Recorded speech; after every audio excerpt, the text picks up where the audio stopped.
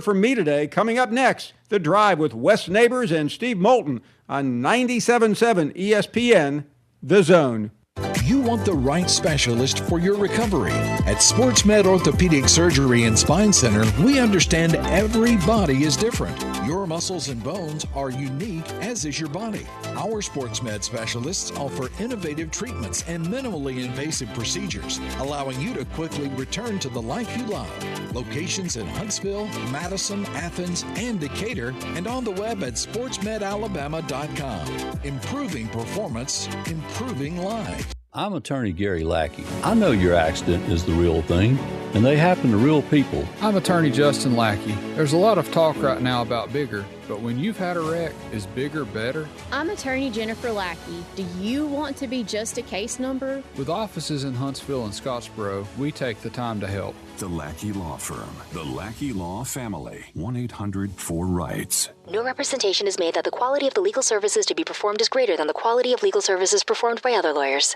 Tom Abraham here for my friends at All About Water. Crazy name, huh? Well, let me introduce you to them. All About Water is the top pond builder anywhere in the Tennessee Valley, and that includes remodeling or cleaning out existing ponds as well. They also have monthly maintenance plans for your pond. Don't have a pond? Well, how about a fountain or water feature for your property to bring that soothing sound of running water to your happy place? On the other hand, maybe you have water on your property that you don't want. Well, Ryan at All About Water is all about water, so he could take care of that as well. He has a background in fluid dynamics, and what that means is that he could take care of any water issue that you have. Finally, how about that irrigation system that you have or that you want? Well, they do installs and maintenance and repairs on those as well, because they are all about water. Learn more at allaboutwaterllc.com. That's allaboutwaterllc.com. Looking for your next great round of golf? Take the short drive from the Tennessee Valley to the Bear Trace at Tim's Ford in Winchester. This spectacular Jack Nicklaus designed 18-hole course sits along scenic Tim's Ford Lake, featuring rolling fairways, challenging greens, and lake views that'll make the trip well worth it. Whether you're planning a weekly foursome, a company outing, or just sneaking in around, Bear Trace offers one of the best public golf experiences in the region. Book your tee time today at dnstateparks.com and play the Bear Trace at Tim's Ford. AL cert number 21014. Welcome into the hottest and coolest game show around called The Freeze. Today's contestant, Bob. Bob, can you tell me the heating and air business that provides free service with repair? Is it Talent Heating and Air Conditioning? Can you tell me which heating and air business provides free second opinions? Talent Heating and Air Conditioning. You are our grand prize winner. You have won a visit from the #1 heating and air business in the Tennessee Valley. Talent Heating and Air Conditioning? That's right. Talent Heating and Air is coming to you. This is Thomas with Talent Heating and Air Conditioning, and you don't have to win a game show to use us. We have free second opinions year-round, and we're doing free service calls with a repair. So just remember, call Talent Heating and Air Conditioning at 256-503-4490 or visit us on our website at talenthvac.com. The Drive with Wes Neighbors and Steve Moulton. Weekdays from 5 to 7 p.m. Only on 97.7 ESPN The Zone. WZZN, Union Grove, Huntsville, Alabama. 97.7 ESPN The Zone. This hour of The Drive is brought to you by Lynn Leighton Ford, located online at lynnleightonford.com. Welcome to The Drive with Wes Neighbors and Steve Moulton. Call into the Neighbors Wealth Management Hotline, 256-576-4977. That's how I roll. And I'm not going to drink and drive anymore. That's 256-576-4977. Now, here's Wes and Steve. It is a Tuesday edition of The Drive. Welcome in. Hope everybody out there is staying cool, but the mercury is rising just a bit. Just a bit. Wes Neighbor is going to join us via cell phone off of the first segment, although Hoss Johnson is on his way in, and he is going to join us here in studio. Is this Should I tell them who's catering today's show? I guess I kind of am. Go ahead. Yeah, Full Moon Barbecue is went with some pulled chicken today. How are you, Wes? I'm doing good. Y'all are doing better, though, sounds like to me. Yeah, doing all right. Yeah, it's okay. Yeah. What did you say, Brian? I can't believe Drew's not there. Yeah. Well, I heard him circling the parking lot. Somewhere a possum screamed. Brian said that Full Moon's got what figured out? They've got deviled eggs figured out. Deviled eggs are figured out. As an aficionado, as growing up as a husky Southern boy, I've had a chance to sample the field, and they've got it figured out. Mm-hmm. Yes, they do. Well, yes, double eggs are I get them every time I go. Yep. And I'm a big fan of the smoked chicken now too. Yeah, that's good stuff. Yeah. It's really good. Yeah, really good. I do the my favorite, I guess. You know, it's a pile of meat every time or a brisket or the half chicken rib combo. Always a good choice. But always with the greens and the eggs. Yep. You know, y'all, they got greens figured out too. Yeah. Yes. Yes, they do. Yeah. If you leave hungry, it's your own fault. You can find out for Brian, yourself. I don't know if you know this or not. The guy that started Full Moon Barbecue was the defensive coordinator for the University of Alabama in the 1961 championship year. My goodness. Where they scored 25, had 25 points scored on them all year long. Mm.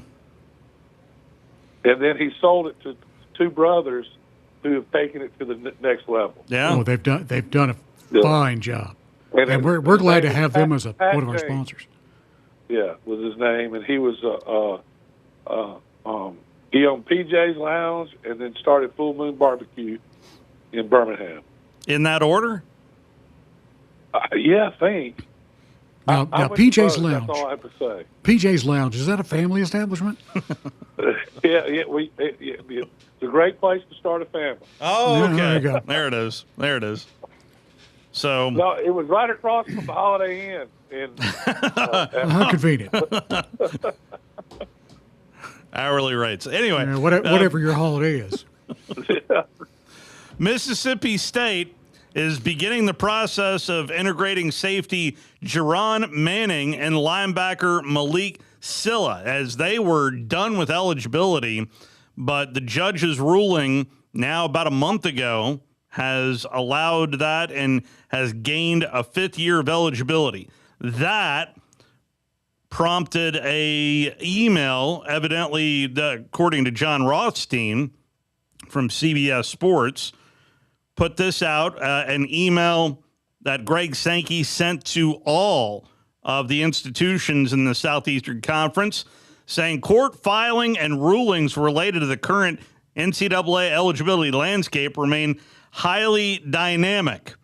As these various court proceedings continue, institutions should operate under the existing NCAA rules, interpretations, and applicable conference rules unless otherwise advised by the NCAA, the conference, or a court order. Recent court rulings should not be interpreted as creating broader eligibility relief beyond the scope of the applicable orders. In addition, SEC eligibility rules, including those retaining to intra-conference transfers, remain in effect until fully or individually waived or the rule is changed. And it goes on from there, but it sounds like... yeah. I take this, these schools are unhappy. You know, Indiana was the first one to do it with their current roster. That's right. And that's and this is an act, in my opinion, of desperation by these schools because I can't believe I was looking for what I didn't understand. But I think Sankey's handled this maybe 2 weeks too late. Mm-hmm. But this is, it's just more bad stuff for college football. It's more, it's a mess. Ridiculous. Yeah. Yes. but these schools are playing into it. Mm-hmm. I mean, I'm the judges are bad, but these schools are playing into it. Thank God, Sankey is standing up for, what's right. I mean, this is. He does end with, please feel free to reach out to me directly or the conference staff with questions. But I think he's had enough. I think hopefully he reached out to the schools before he would make an announcement like that. Well, no. I think this was an email to all the member institutions. It just happened to be leaked to John Rothstein, who mainly covers college basketball for CBS. But he put it out there, and John, reputable, and that's why I went ahead and ran with it, meaning that I hope that I didn't get got by running a bogus story. It doesn't feel like a bogus story. No, it sounds like it's about right. So something else that I learned today, this afternoon, Shane Beamer spoke to the media. There is a rugby player on campus there at South Carolina. He is a Nigerian rugby player who is 6'8", 295 pounds with 37-inch arms and a 4.88 40-second yard dash. But he is learning how to play football for Shane Beamer, and it's you know what you say to a person like that? Sir. Yeah. Well, unless you run a 4.7. He's gaining on it. Yeah. 4.88. I mean, that's not. Reggie White, he wasn't 6'8", but he weighed 315, and he ran a 4.5. So, 4.88 is not impressive. This guy, I hope he has a good coach. Yeah. Football's not for everybody. And a rugby is a lot different sport than football, especially when you're a defensive lineman, which sounds like to me what he'd be. And I wish him a lot of luck. Yeah. Yeah. Here is a little bit of what Shane had to say, if I can cue this up, on his rugby player. And you've had a few days now with Neff Giwa actually kind of getting out there and showing what he can do. I mean, do you see him learning quick enough to be a factor in y'all's plans this year to maybe crack that top group of O-linemen? Neff's a guy because of his size and his athleticism, David, that we need to, in my opinion, if he can help us, we need to figure out a way to get him on the field. And it might not just be offensive line. Surely that's where he's working. I think that's a big ask athletically. Yeah, you see him and you watch him pass it. So you say huge ask? Yeah. It's not a natural tackle. I mean, I've seen we watched D.J. Fluker couldn't block a guy coming off the corner to his fourth year there at Alabama. It's a different deal now. Yeah. And the techniques and all the things you need to learn and all the moves they can put on you.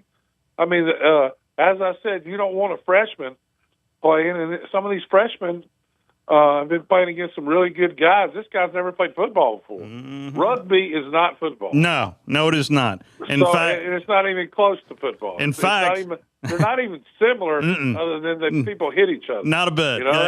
Not a bit. I'm not talking disparagingly. Oh, no. Rugby. No.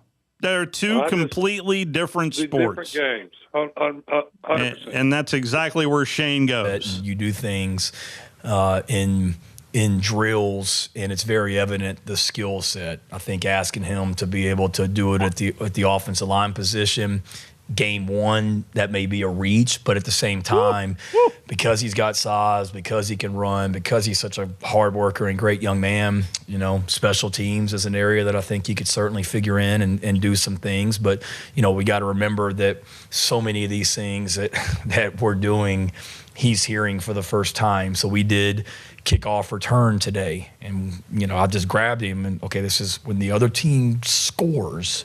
They kick to us. So it's like rugby, but they put the ball on a tee and they kick to us. And now you would be on the other team. Our team is blocking and the other team is running downfield covering a kick or punt. We are on defense, Neff, and if you're on the punt return team, we've just stopped them. Now you're going out there and we're trying to block the punt, but if we don't block this punt, now you're blocking to try and help us score. Or if you're on the punt team, we're trying to punt, but we're trying to protect so they don't block the punt. And then we have to run downfield and go tackle. So it's it's refreshing. It's pretty cool, but it's football 101. Is it refreshing, Coach? Is it? He's got a big smile on his face. You're an SEC coach. And by the way, pretty important year for Shane Beamer, in my opinion. Yeah, pretty important year. I don't know. This is very interesting. I don't get it, to be honest with you. This guy's a 4-year player. He might not be there next year. So he needs to be concerned with the present and the future. I just how Shane answered that question, that's why I wanted to just put it out there. This isn't middle school football. This isn't high school football. This is SEC football from an SEC. This is his 6th year in Columbia. And listen, the kid may pick it up and just but the way he's describing it, so we're kicking the ball off right here. Yeah, I know, right. Well, somebody's going to have to do that. I'm not sure it needs to be the head coach. There you go. No, well, he's the special teams guy. He's the special teams guru and has been for quite some time. Well, I wouldn't call it guru so far, what I've seen. So I'm just, it's interesting that, and I'm going to follow this guy 6'8", and obviously he's an athlete. And probably has tremendous upside. But he needs help this year. So we'll see. I don't think that's going to come from a guy that's never played before. But if it does, it'd be quite the story. It would. I would be hugely impressed. 6'8", 295 is his frame. Yeah, but they're all like that. They're just all like that. Yes. And the guy doesn't know what he's doing. You don't know what you don't know, and you're going to get abused. Yeah. Because there's going to be other good players out there that are going to just totally dominate you if you don't know what you're doing. You can take just a false step at tackle and you're done. Yeah. It's over. You'll never get there. So go ahead, Wes. I'm sorry. I've watched tackles work for 4 years on this little step and do it over and over and over and over and over.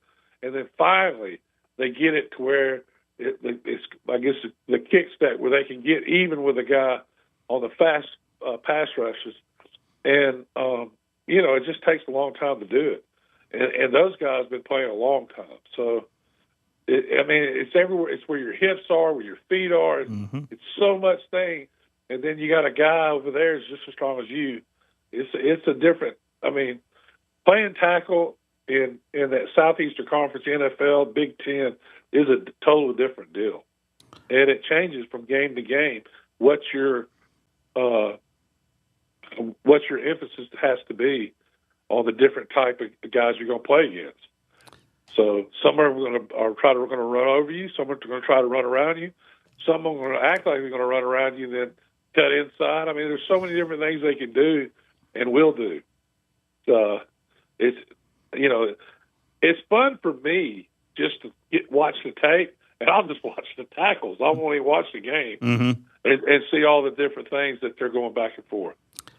It has been a minute since we checked in with good friends of the program, Joel Klatt and Colin Cowherd.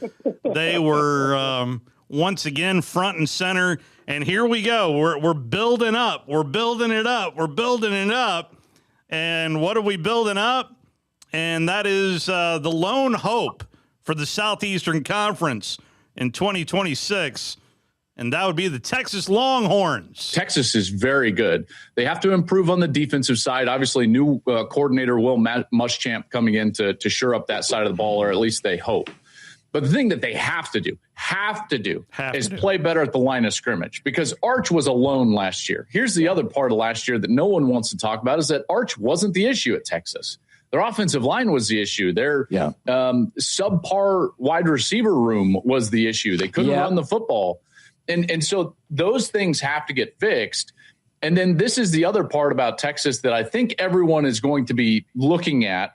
Sark has to raise his ceiling at Texas.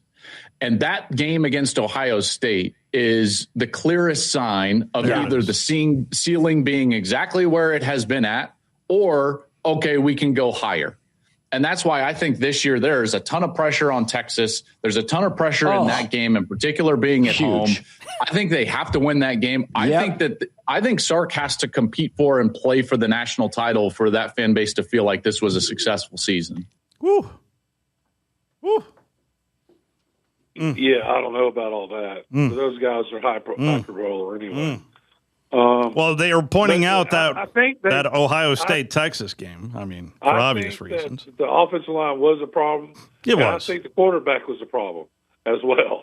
He looked awful against Ohio State last year. Yeah. Looked lost as a Bessie bug. Yeah. And, I think he did improve during the year. I think Texas did improve as well during the year, especially there at the end of the year. But, they play inconsistent all year last year. Yeah. They talk about,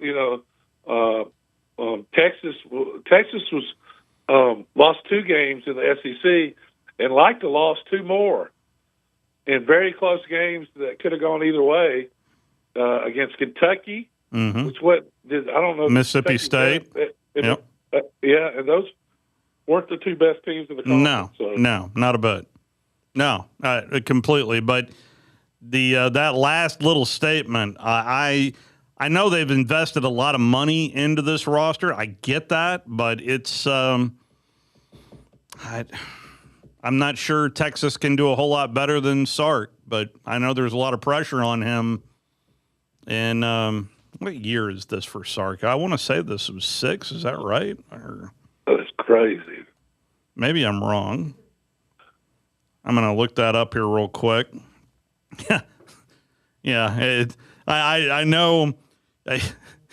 When you've had a laptop a while and you start to type in Steve Sarkisian and Pole Assassin pops up, I know it's time to scrub my laptop. Okay. He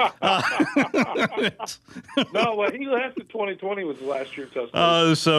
21, 22, 23, 24, 25. Yeah, this is year 6. Wow. Year 6. Wow. That is. Jeez, that's crazy. That is really. You think 2 of the most respected coaches in the Southeastern Conference were basically both kicked out of football until they went back to Tuscaloosa and went to the car wash. Yeah, went through the rehab program. They were done as coaches. Yeah. It's amazing. And especially the journey that Lane's been on. Anyway, that's been. It's just a shame that no one's been covering that story this offseason. They're in La La Land. If they lose 3 games, they'll be jumping off bridges up there. And maybe they'll be better than I think they are. Maybe. They got me almost convinced now. I think it has to be. I think with the investment and no, I don't. But I'm not a nut job LSU fan. Yeah.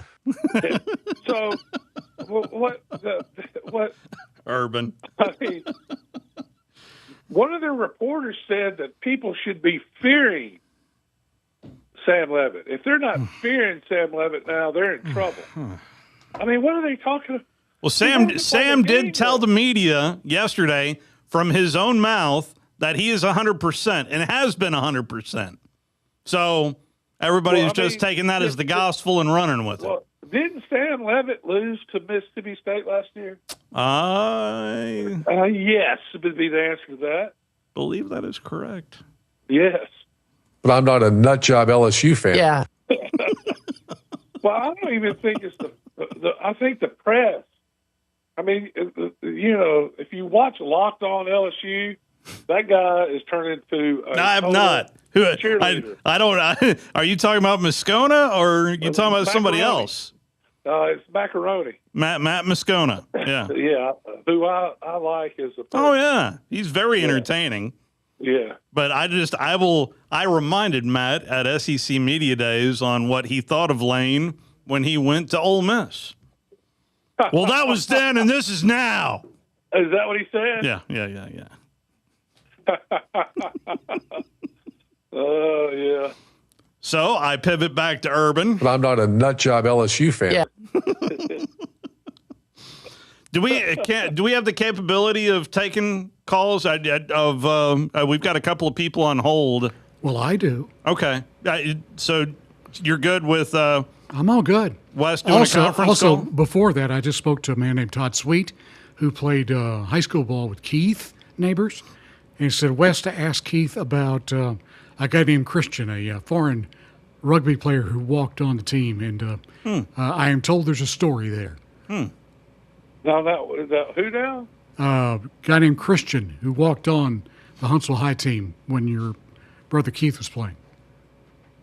I don't remember that. Well, we'll have to ask Keith that. We will ask Neighbors the Younger about that. All right, let's start. Christian Okoye. Yeah, I don't think that's the same. The Nigerian Nightmare. Boy, he figured out football pretty good.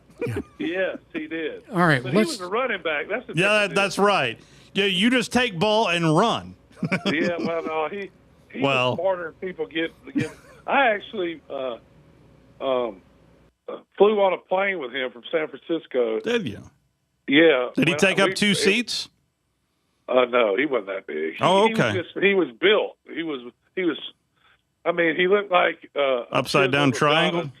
Yeah, he was a chiseled Adonis. But me and Mike Shula and Al Bell played in the Japan Bowl, and we flew back to the Senior Bowl.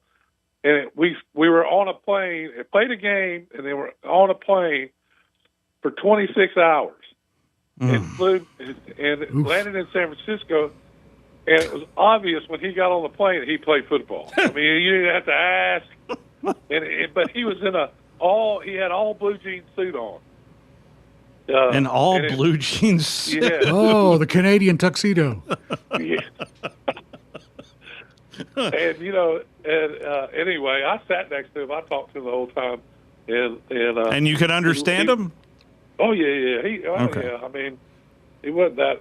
Must have been a plane of a certain size. Well, I will tell you, when I first started covering teams, getting to know Dikembe Mutombo really helped me in terms of just paying attention to what people have to say. Because Dikembe, you just look at him, and you can get basically what people are saying. Oh yeah. Yeah. Anyway, he was a very nice guy, and very successful, all pro, great player. I miss Dikembe. He was quite the man as well. You want to try Mark from let's Spring talk Hill? to Mark from Spring Hill. Hey, Mark, you're on. Okay. Hey, guys. How we doing? Good. Hey, just real quick. First of all, the big 6'8" guy, I'd put him he'd be my Mount Cody. He'd be my guy in the middle to block field goals and, extra points. I mean, that'd be a place to put him. And then put him at tight end, do a little Tebow pop with him. That'd be sort of my if he's got any hands at all. But the reason I called was I was looking at the Alabama assistant coaches, and I don't know what's in the water there, but Womack looks like that he's lost 100 pounds at least, and he looks good, but better than his looks. Well, I think DeBoer has lost some weight too. I think they've all kind of gone through the program. It looks like. And I tell you, but with Womack, I saw something that he was, and I mean, I don't know, the kind of football at West, and you guys know, but I know that from my playing days in high school, at least, that when a coach can kind of sort of ramble off formations and talk about Alabama, he said being three deep, comfortable and playing three players at any position, and also saying that this is the the best that he's had there, and that he's looking forward to getting them on the field. They got something to prove. I mean, this is a different Womack, and I guess I'm one of the few out here that believes that they got the wrong teams, at the top. And well, I'll tell you, and Steve will tell you, I've been to practice. I've seen them play. They have tremendous talent. Their defensive line is going to be better. You see, Steve, they've been talking about the USC transfer I've been talking about last spring. Yep. He's a player. They have the two best defensive ends they since Dallas Turner and the guy from at the Houston Texans. They have some good. I mean, they just have talent. All the guys. I was so impressed because there are 3 junior college players they brought in as well that nobody talked about when they signed. And I watched them play. These guys can play. I mean, it's not hard to pick out a player. It's not hard in practice to see somebody that stands out. It really isn't. I mean, now, consistency can be a problem, and that's what you'll see at times for receivers or running backs, because they got to continually get better, because everybody, when you start doing something good, is going to try to figure out what you're doing and try to stop it. And then what do you do then? And so that happens even with players in college practice, right? Yeah. Defense coordinators aren't going to let you just watch you catch the ball every time. They're going to figure out what you're doing, how, and defensive backs are the same way. They're studying you every day. And they're going to take what you do good away from you. And so you got to continuously change your game and have a move for everything. And if you don't, then you get left behind. So I don't have the answers to those questions. But I do know that they have the people to win this year in Tuscaloosa. Well, apparently all I had to play was... But I'm not a nutjob LSU fan. Yeah. LSU Lynch is on the Neighbors Wealth Management Hotline. Hey, look here. Can you hear me? Yes, we can. Look here. Can you hear me? Wes, look here. I'm outside drinking a cold beer. There you go. I'm outside drinking cold beer, and I'm calling and get put on hold. Y'all making fun of LSU. No, I'm making fun of Moscona. Yeah, because he's. I mean, just the things he's saying just are asinine. I mean, well, yeah, man. Yeah, just like how y'all say as well all the time. As well. Y'all saying as well. But I'm not a nutjob LSU fan. Yeah. Just look at just when we fixed y'all, people from running your mouth and sports talk from saying moving forward, you made a dumbass redneck sound professional for a decade saying it. Now you've gone to as well. Okay? Really? How smart my donkey is, man. You say it 3 or 4 times, man. Come on. Now look here. Wes, my 1,000 bead piece just come in for the LSU Auburn game. They're here, son. They are here. The 1,000 what? I got 1,000 piece of beads gonna be around my neck. And by the time that the game is over with, I guarantee you it's going to be a little, what you call them little Auburn ticklets down there. It's going to be some beads around them, when they lose. You hear me? What? Did you hear Brian Kelly mention how hard it is to win at Auburn? But he did pick, he said that LSU's winning at the end. Screw that Yankee. He got what did he say? He got a damn LSU, screw him. One of the most difficult places that I played in the SEC on the road was Auburn. Yeah. I guess he forgot about himself in the bathroom. Go LSU. But I'm not a nutjob LSU fan. Yeah.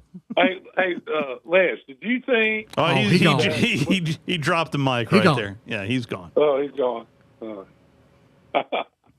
Well, I did want to squeeze this in while I've got you, Wes. I got the full NCAA football rule changes for this upcoming season, and there was honestly a couple that at least I didn't know. The targeting penalty we've gone over.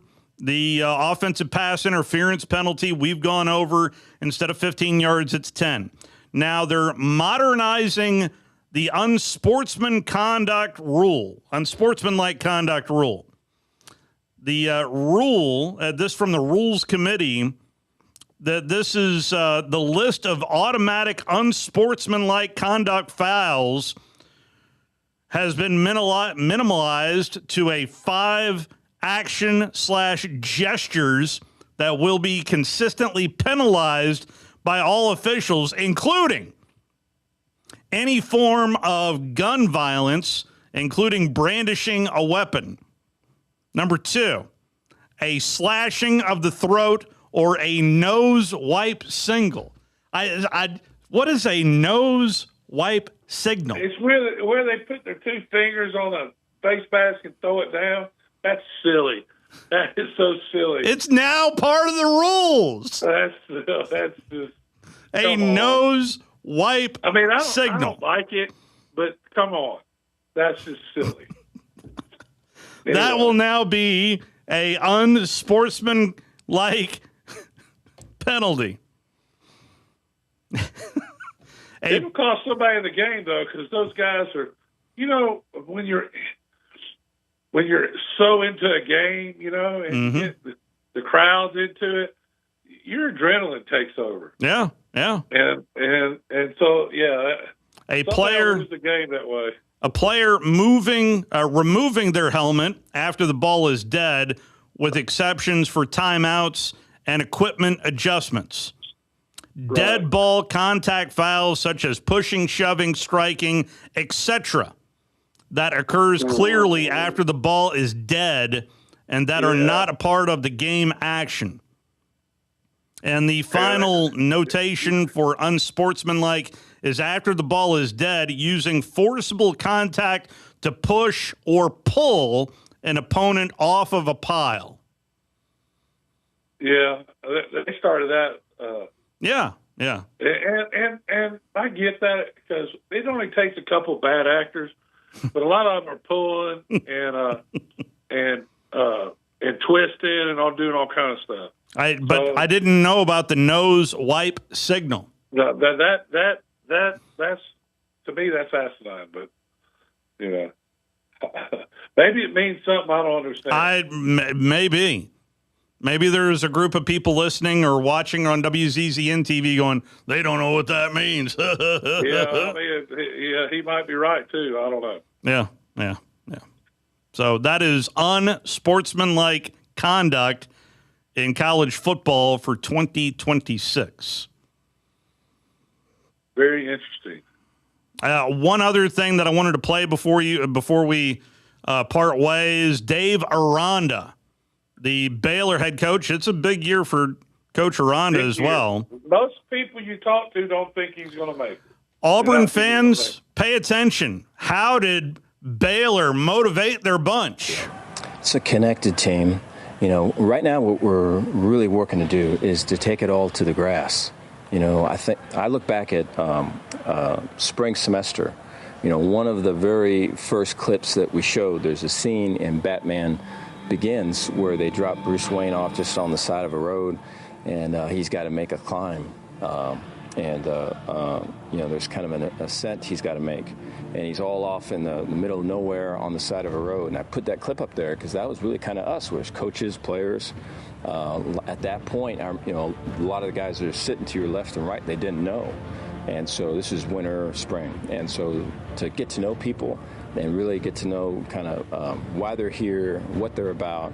A lot of guys have kind of been beaten up and kind of dragged through it and have kind of risen above it and all that. So get all those stories. And then to come together academically was the best semester Baylor football's ever had. So Batman, get ready, Auburn fans. Baylor has got Batman evidently on their roster, at least for motivation. That was Dave Aranda. Doesn't Dave sound more comfortable around a microphone? You remember you could barely get 2 words out of him back in the day? I'll never forget. Somebody tell me, how do you think you'll be as? I asked him, how do you think you'll be as head coach? And he says, well, I don't know. I've never heard him talk. That's as comfortable around a microphone I've ever heard Dave Aranda. But evidently, that they I don't know if you remember that scene. I think that was the Christian Bale Batman movie. I think. But there's so many Batman movies. You can fall out of bed and land on 5 of those Batman movies. Anyway. 100%. All right, Wes, did I miss anything? Anything on your mind? I do want to tell you that Alabama-Tennessee Little League is still in a rain delay, so they have yet to start that championship game. I'm looking forward to this football season. It's going to be interesting. See what Auburn does, see what Lane does. If Ole Miss will be able to keep what they got going after Lane leaves.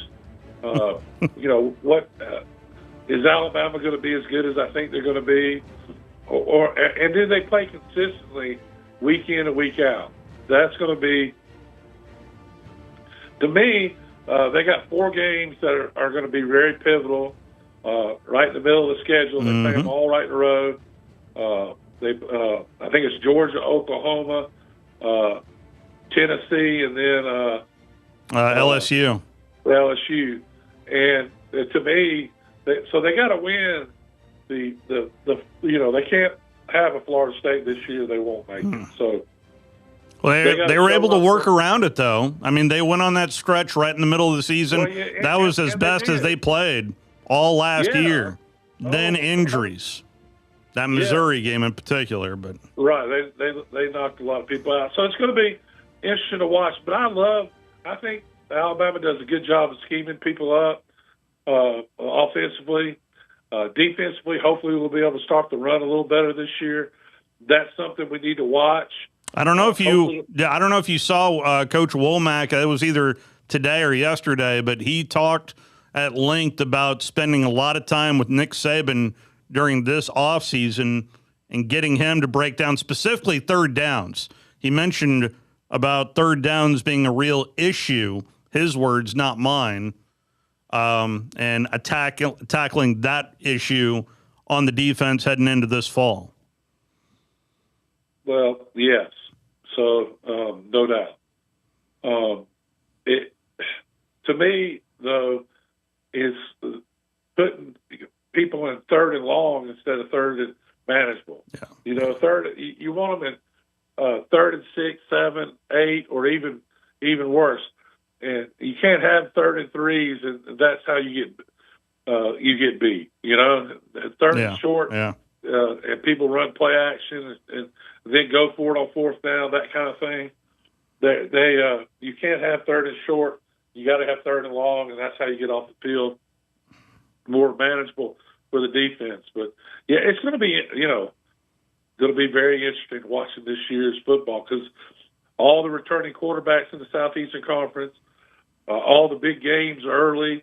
It's going to be important for the Southeastern Conference to win so they can get more than 2 teams in. Yeah. So looking forward, actually going to practice next Thursday and looking really to be back by 5 o'clock to give the report. So looking forward to next Thursday for sure. All right. We'll talk to you tomorrow as well. Thank you, Wes. All right. Sounds good. Let's take our first time out here on this Tuesday edition of The Drive. We'll be right back.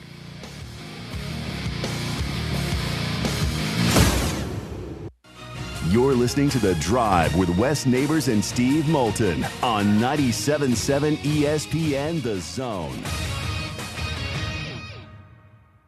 Hey, I'm Bobby White for Lynn Layton Ford Indicator. Summer is flying by and our summer sales event is coming to an end soon. But there's still time to lock in low, amazing summer deals. Now's your last chance to get 0% financing, 0 payments for 90 days, 0 maintenance for 2 years, and $1,000 down payment assistance on a huge selection of new Fords. With your good credit, get up to $6,000 off MSRP on 26 Broncos. $6,000 off. While they last, get $7,500 off MSRP on a 25 Bronco Sport. $7,500 $500 off. The last new 2026 STX Crew Cab started under $46,000, and Lynn Leighton Ford will never add any dealer dock fees or some ridiculous upcharge. Don't miss out on 0%, 0 payments for 90 days, 0 cost for maintenance for 2 years, and $1,000 in down payment assistance. Hurry into Lynn Leighton Ford, right in the heart of Ford Country, just a mile south of the Beltline indicator, or online anytime at lynnleightonford.com. Bronco 28442T, Bronco Sport 28032D, F-150 28485T. See dealer for details.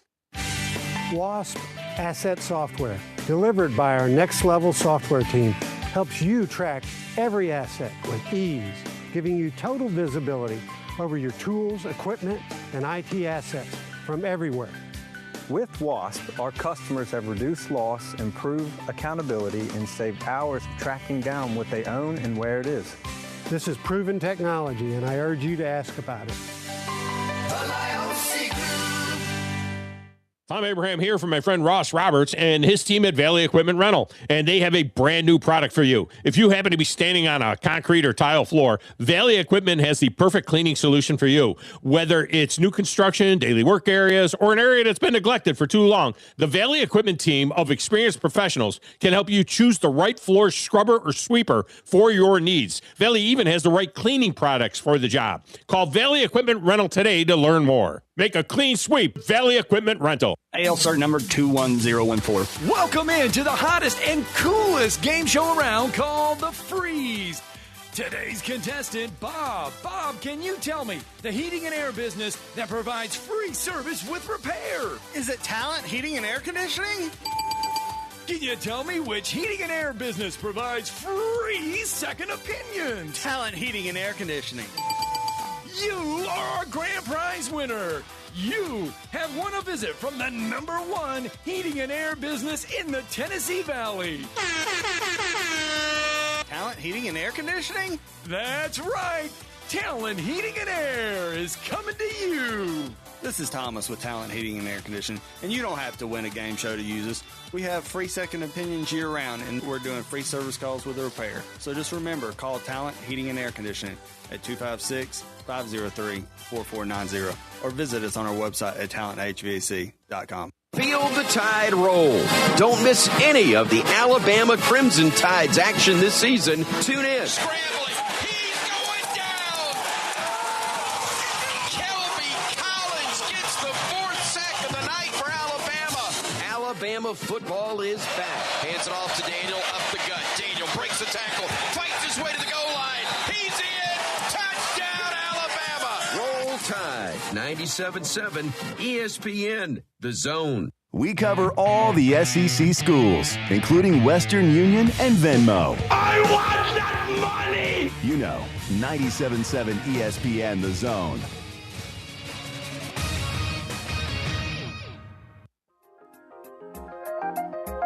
Hoss Johnson is en route, or route. How do you say that? En route?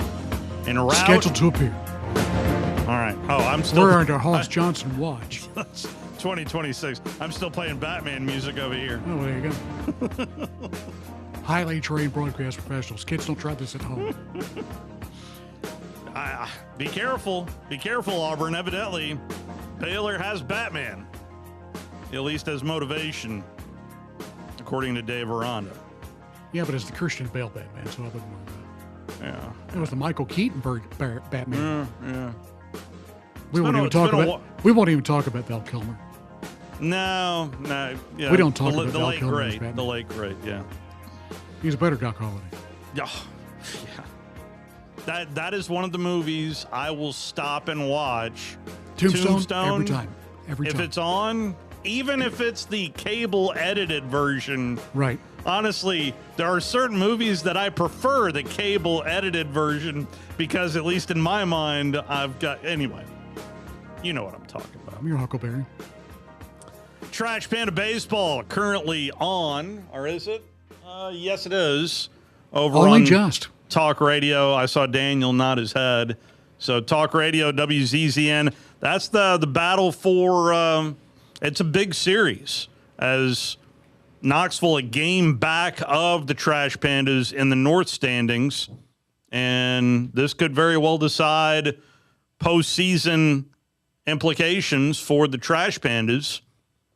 this week in mid-August. We'll join that in progress.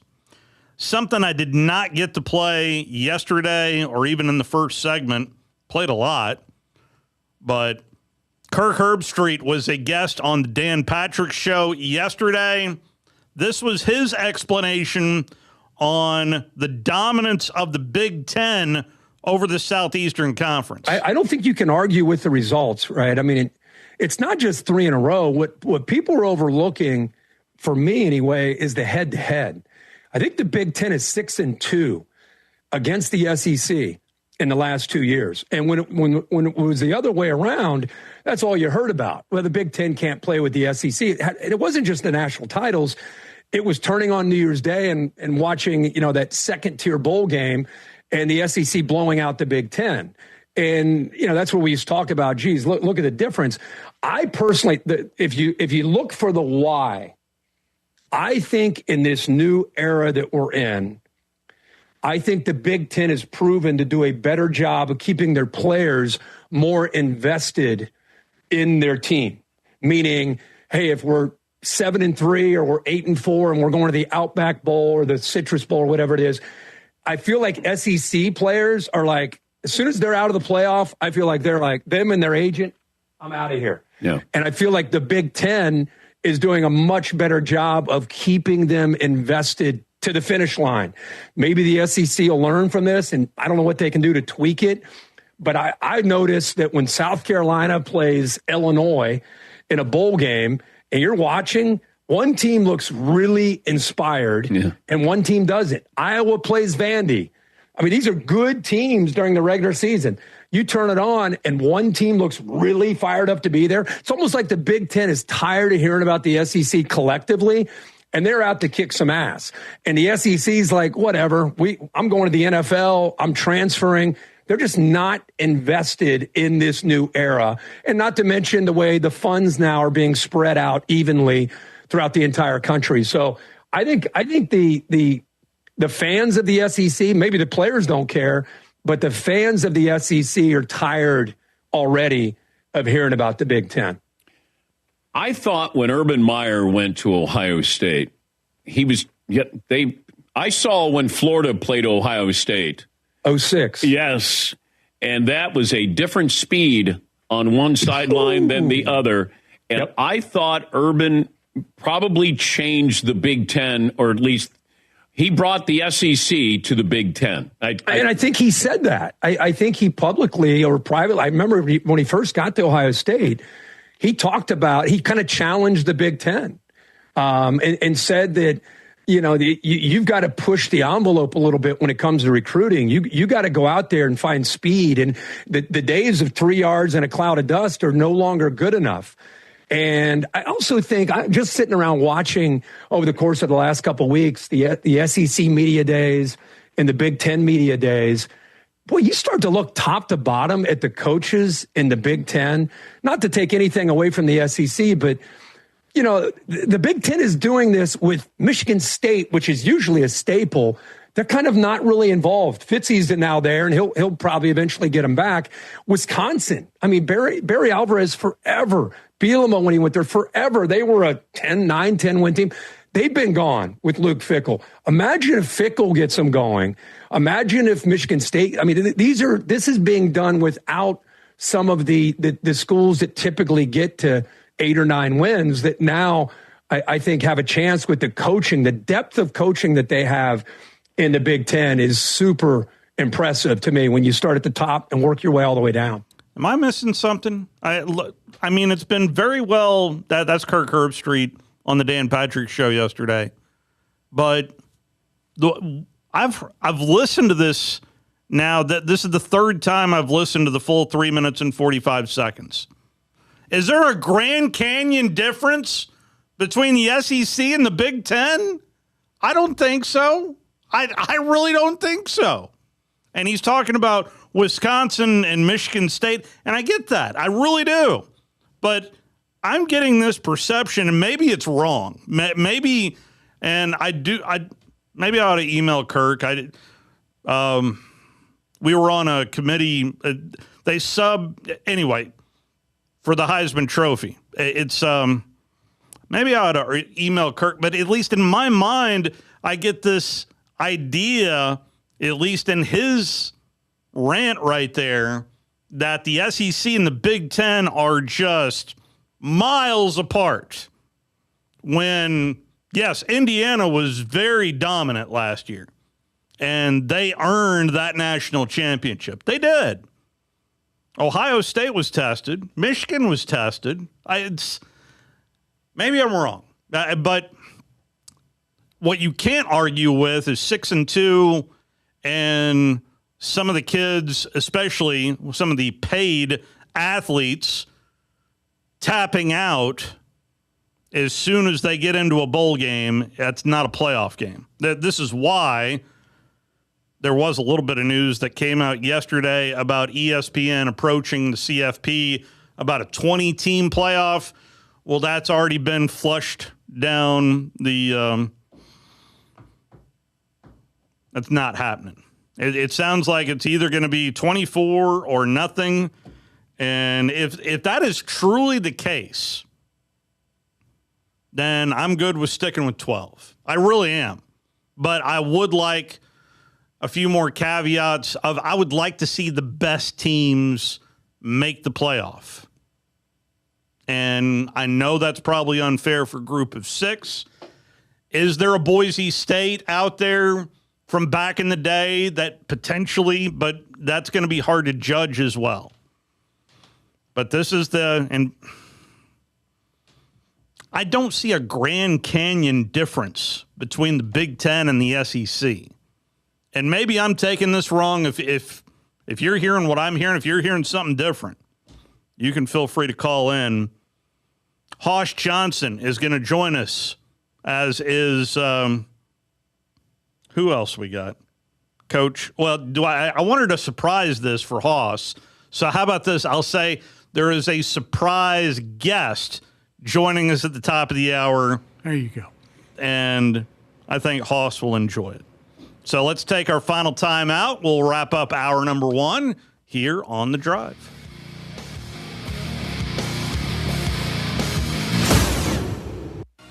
You're listening to The Drive with Wes Neighbors and Steve Moulton on 97.7 ESPN The Zone. This hour of The Drive is brought to you by Lynn Leighton Ford, located online at lynnleightonford.com. Hey, I'm Bobby White for Lynn Leighton Ford Indicator. Summer is flying by and our summer sales event is coming to an end soon. But there's still time to lock in low, amazing summer deals. Now's your last chance to get 0% financing, 0 payments for 90 days, 0 maintenance for 2 years, and $1,000 down payment assistance on a huge selection of new Fords. With your good credit, get up to $6,000 off MSRP on 26 Broncos. $6,000 off. While they last, get $7,500 off MSRP on a 25 Bronco Sport. $7,500 off. The last new 2026 STX Crew Cab started under $46,000, and Lynn Leighton Ford will never add any dealer dock fees or some ridiculous upcharge. Don't miss out on 0%, 0 payments for 90 days, 0 cost for maintenance for 2 years, and $1,000 in down payment assistance. Hurry into Lynn Leighton Ford, right in the heart of Ford country, just a mile south of the Beltline indicator, or online anytime at lynnleightonford.com. Bronco 28442T, Bronco Sport 28032D, F-150 28485T. See dealer for details. Since 1983, Berkshire Hathaway Rise Real Estate's Ann Adams has been your local go-to real estate expert in the area. As a buyer, you can trust Ann's in-depth knowledge of the local housing market to narrow available properties down to those you'll be interested in, saving you time when shopping for a new home. When you're ready to sell, Ann's expert negotiation skills will ensure you get a fair price and hassle-free experience. Call Ann Adams today at 256-337-2625 or email annadamsrise@gmail.com. These days, saving time is important, and saving money is even more so. That's where Eagle Masonry and Insulation comes in. Over the years, Eagle has expanded their services to meet the needs of folks like you in our area. If you need masonry, brick, stone, or block work, Eagle should be your first call. They can even help if your property needs grading, erosion control, and Eagle can handle dirt haul-off. Call Eagle Masonry and Insulation today at 256-755-1556. Eagle saves you time, and Eagle saves you money. At Kern Electrical, we're more than just a Generac generator dealer. We're your partners in ensuring your home or business never loses power, especially when it matters most. Call 256-880-1880 today or visit gensuperstore.com for reliable power solutions that work when you need them most. Most current way to keep your power on. GeneracSuperstore.com.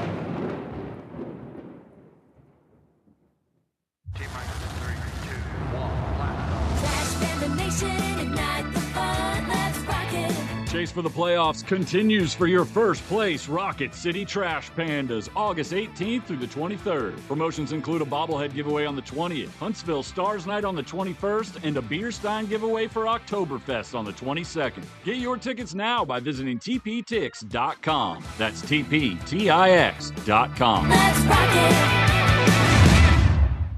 When you call most roofing companies, all you'll hear is, you need a new roof. Not when you call Fleming. At Fleming Roofing and Restoration, we're focused on your needs, whether it's an easy repair or a full roof replacement. Folks around here have trusted Fleming since 1965 for all their residential and commercial roofing needs. And as the area's storm damage experts, Fleming knows all the ins and outs of the insurance claims process. Log on FlemingHSV.com to schedule your free estimate today.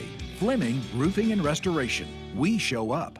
Your Fox 54 weather. I'm Chief Meteorologist Jordan Dressman. Warm and relatively humid as we head into the overnight. Temperatures dropping into the mid-70s. A mostly to partly sunny sky for your Wednesday. Maybe a couple of passing showers are possible across the Tennessee Valley, but I do think the vast majority of us are probably going to be dry. It is going to be quite warm, however. Temperatures climbing into the mid and upper 90s. Heat indices in the lower triple digits. We're going to do this again on Thursday. Your Fox 54 weather. Only on 97.7 ESPN The Zone. Listen to the Rocket City Trash Pandas all season long. Swung on, rocketed, left center field. That's going to get down and go to the wall. Montanelli at first. He's on his way to second, and he'll pull in. There's the first ever cycle in Trash Pandas history. Trash Panda Baseball is only on Talk Radio WZZN. Winding down hour number one. I think I've got time to squeeze this story in. If you were in Pickens County, Alabama, you had a problem. At least Friday. This is last Friday. This is a report from WFAA. Pickens, Alabama got to experience a little cowboy life. Friday, a 1,500-pound bull was found running loose in a neighborhood. Officers mounted them horses and swung lassos above their heads, but the bull wasn't giving up without a chase. Officers and deputies did finally capture the animal. They did say afterwards that they prefer patrolling the streets over being real-life cowboys. And yeah, that's going to be a look at your morning snapshot. That is a 1,500-pound bull. And about a medium. Yeah.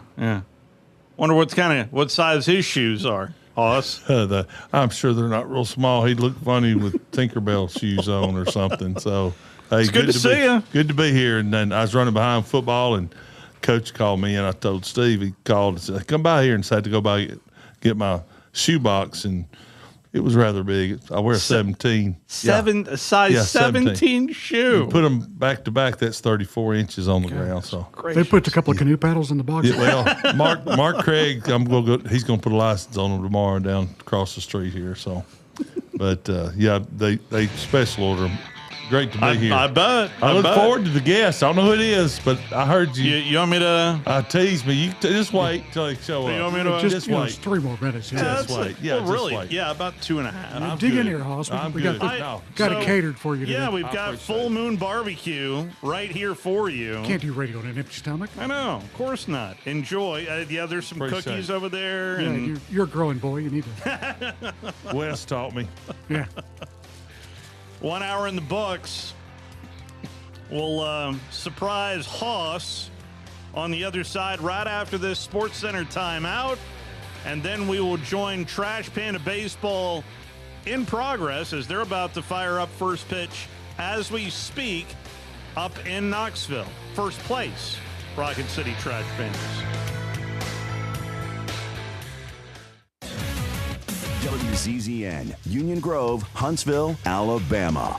97.7 ESPN The Zone. This is SportsCenter.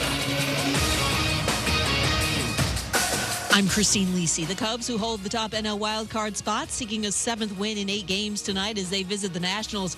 No score, bottom 1 from Washington. Pirates and Marlins scoreless top 2. Pittsburgh ace Paul Skeens, 1 hit, 1 strikeout so far. In a matchup of a pair of teams looking to stay in the AL Central race, no score for the Guardians and Tigers, bottom 1. After missing the last couple of months with an elbow injury, Dodgers lefty Blake Snell returns tonight against the Royals. The AL leading Rays will put their 7-game winning streak on the line at the A's later tonight. NFL, the Vikings quarterback competition is over. Kyler Murray named their starter. The former number 1 overall pick had been the heavy favorite to win the job from the moment he signed that 1-year, $1.3 million deal back in March following his release from Arizona. Murray, 4th different Week 1 starting QB for Minnesota in as many years. ESPN NFL analyst Chase Daniel. And I think he just brings an aspect of, hey, he's been there, he's done it. Kyler's played like a top 5 quarterback for stretches in this league for a lot of times. Look, the inconsistency is there, but this is not surprising whatsoever. I mean, when he signed for the minimum deal in Minnesota and Arizona's still paying his salary, to me, it makes a lot of sense. I do think he gives them the best chance to win right away. Chase Daniel on NFL Live. Ravens starting corner Nate Wiggins carted off the field today at practice with a leg injury, no structural damage, reports NFL Network's Ian Rappaport. Bears safety Kobe Bryant underwent knee surgery, and he is expected to miss 4 to 6 months. Hey, it's Evan Cohen. Coming up Wednesday, we'll continue to get you ready for the 2026 NFL season as we go 2-a-days with the Detroit Lions and Indianapolis Colts. It's unsportsmanlike, 6 a.m. Eastern, right here on ESPN Radio, ESPN2, and ESPNU.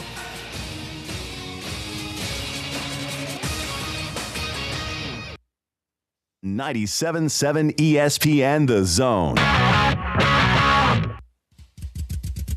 Welcome to The Drive with Wes Neighbors and Steve Moulton.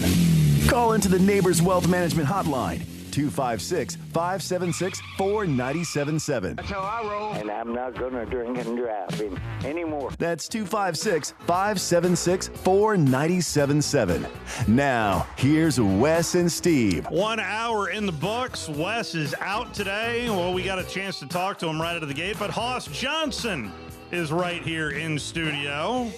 Good to see you, sir. Good to see you. Good to be here, and I appreciate the offer, and thanks for the air conditioning. And the air conditioning. I've been out on the football field for 2 hours or so, and it wasn't bad today. It's a little warm. Well, Coach, that's pretty much where we expect to find you. Yeah. I hope you get a chance to kind of tell people what you do now as far as football. Oh, I do football. Football's like all through my blood. Helping out with football stuff in town locally, then domestically and internationally. But I coach football at Whitesburg Christian Academy Junior High, but I also consult people on the offensive line, nothing else, and just coaching those kids. And then also I do mission work. I carry a lot of the universities, high school, college, and pro guys on mission trips, and we go overseas and share the gospel. And I've been on 70 trips to do that internationally, so it's a lot of fun. I got to tell you, it's a great story, and we love hearing it. Thank you. And you're one of our favorite people. So well, nice to have you around. If it happens, when some of my guys are in town, I want to bring them by the studio and let y'all talk to them, not about me, but what just amazing stories from a Turkish professor. He's a doctor. I got doctors hanging around me. Don't ask why, but his name is Tylan Goonish. That's his name, Tylan Goonish Tokchu. Okay. And he's one of my best friends. He and his wife are real close to my family. But anyway, he's funny. He played football for me in Turkey, and then Yaniv played at Israel. And I got some other guys. Just y'all talk to them, and just it's so much fun to hear their story about playing football and how much they love it. And I got a ton of stories. I won't share them tonight, so you have to buy my book. I'm just kidding. So yeah, I bet you could. I bet you could write a book, and someone that I bet you might. Oh no, here we go. That you know pretty well is on the Neighbors Wealth Management Hotline. Coach George Henshaw. Oh my joins goodness! Us. Oh, how are you, Coach? Oh, man, I'm doing nothing but good. What you talking about? Coach Henshaw, this is Hoss. I hadn't talked to you in a while, so, man. I know. This is a great time of year. Is it not? This is awesome. Everybody is optimistic. Yes. No one has lost a game, and all these new coaches coming in, and they talk all this smack. Yeah. But let me tell you now, there's going to come a time when the games are going to start. Yep. And then things will change. It turns, doesn't it, Coach? It's kind of like Hey, when you cut the scoreboard on, things change. It does. And about a few years back, Coach was coaching the Titans. I called him up and said, "Hey, I'm coming up with my son," and he took us into his office at the Titans. Eddie George was playing and toured us and had a great time. And my son, I think that's one of the reasons my son got in coaching, honestly, because he saw the belly of the whale, how it worked, team meetings and stuff. And so my son coached football for 12 years. Still loves football, and he's doing something else now, but he would go back if it paid better. No, I'm just kidding. He's at the job he likes, but he does love football. But Coach Henshaw, I appreciate him and had him as a line coach. Wes and I did. I had him more, I think, than Wes did, I think, because you were doing the tackles and tight ends, best I remember, Coach. Oh, yeah. And so here's the thing. It's easy to see how we were able to do what we did at Alabama after Coach Bryant retired and everything, and Coach Perkins was the head coach. When you got guys like yourself and Wes Neighbors that are sitting there in that offensive line that are different than most people. So it's not just about, hey, how you what kind of talent you have, and hey, you maybe some people don't understand. You're not the most talented guy in the world, but you gonna give it everything that you had all the time, and that makes the biggest difference in the world. It does, and just the way y'all taught us, your coaching style is a lot like my coaching style. Let's go through the progressions and everything, and let's teach and get it done. And here's your goals. And I mean, 86, we led the conference in rushing, if I'm not wrong, Coach. Oh yeah. I tell you what. Hey, by the way, Hoss. Yes, sir. I live here in Tallahassee, but I spent a lot of time down in Destin. Oh man. And man, I walk into the gym, and who's there but Big Bill Condon. Oh my goodness, is he working out? Sit down there and talk. So you got Wes at center. Okay, you're sitting there, Bill Condon at guard, and you got Hoss at tackle. Man, what you talking about? Hey, we had a good time. And Gary Otten lives here in town. And then Gary lives here in Huntsville. Willard Sissom lives in Atlanta. And Coach, Willard Sissom's son was the captain of the Georgia Tech football team 2 years ago. And he is just like Willard. And he started, and he's an engineer. Not like Willard, I'm sorry, but he's great. He went on a mission trip with me to Jamaica last year. Oh, man. And he was my roommate, and I had the best time. I felt like I was with Willard again. And but Willard's living in Atlanta. I'm planning on going there seeing when I can. It's just hard during football season. So what are you doing now, Coach? Are you still doing some stuff? I'm in Tallahassee about probably 60% of the time. And I go over to the football office and visit with those guys and see Mike Norvell and the other coaches that are over there and stuff for a while. But about 40% of the time, I rough it in Destin. No, I tell you what, that is that's roughing it down there. It's some great places to eat. No doubt about it. Now, I mean, hey. Somebody's got to do it now. Yeah. So, Coach. And the thing about it, I've got two sons and a daughter. Oh, wow. The two sons, one son played at West Virginia. Right. Where you played, yeah. With Rich Rodriguez. Yep. The other son played for Coach Bowden here at Florida State. But then my daughter went to Alabama, and you would think that she played. Because she is wound up tight as a tick.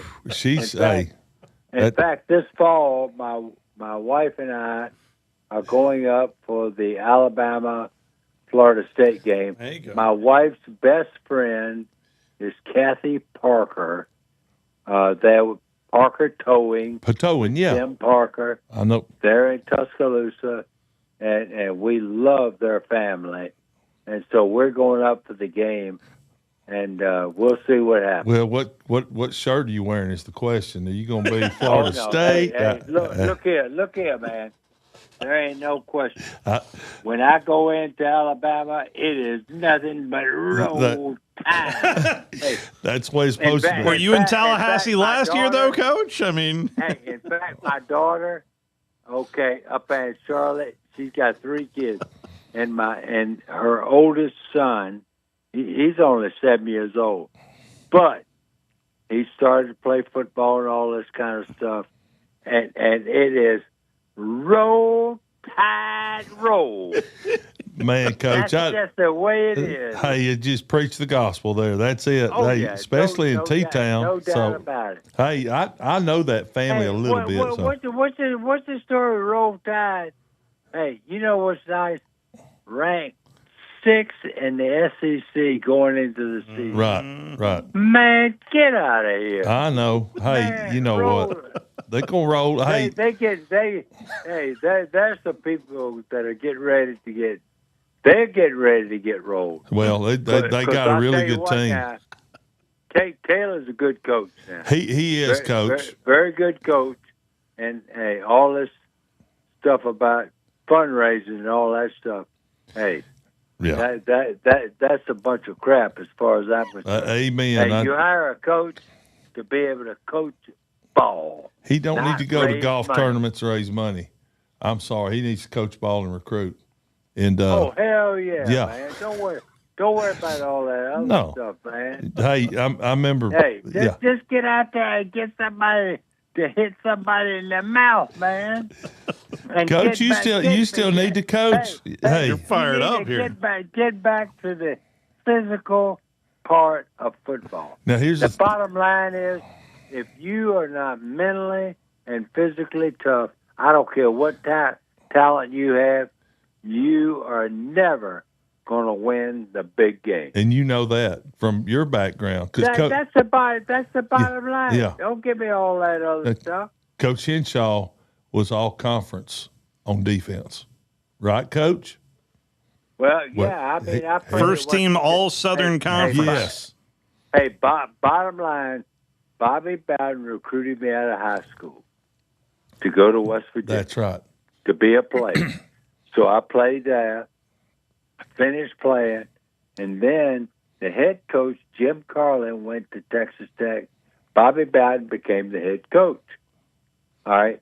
And here it is. He recruited me out of high school. See, back then, this is different. Back then, you met with your coach that recruited you every week, and he'd go over the academics. Well, I didn't miss any classes. The only reason I didn't miss any classes, the only reason, is because Bobby Bowden, I'd have to go in and see him once a week, and the first thing he would say, George, did you go to class every day? And you had to say yes or no. And I was never going to tell a lie to Coach Bowden. No. In fact, it's interesting. Today, my wife and one of the assistant coaches here at Florida State drove from here up to Auburn, Alabama, took Ann Bowden to lunch, and then came back. She just got back. Wow.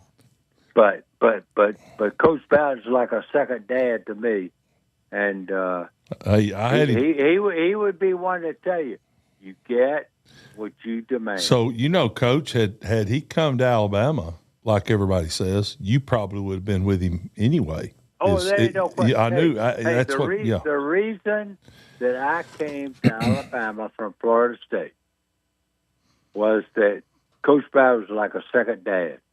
And so from the time that I started coaching with him as a GA and everything at West Virginia, and then I came with him to Florida State, he always told me, George, if you ever get a chance to coach at Alabama, you ought to do it.